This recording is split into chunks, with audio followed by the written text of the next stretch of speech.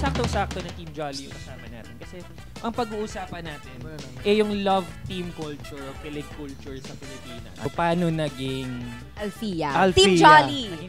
Oo, share nyo naman yung Kwento nyo naman ang love story nyo. Wow! Pero na nagko-collab na kayo, medyo crush-crush nyo na isa't isa. Ako, crush ko na siya. No? Wow! Gusto ko yung mga ganun sagot, diretso! Oo, matapang! Pero ano talaga yung point na parang, okay, ano na kami?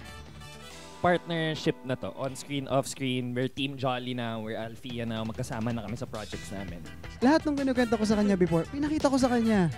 Sabi ko sa kanya, ayan Aki, yan yung dagat namin, yan yung pantalan, yan kami nagigitara ng mga tropa ko. Ayan binibilihan kong karenderya na 5 pesos lang.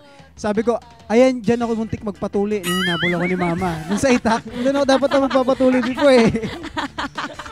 So may nakita kayo nagpapatuli din doon. Oo, kasi 5 piso lang tuli doon, basta may dala kang bayabas.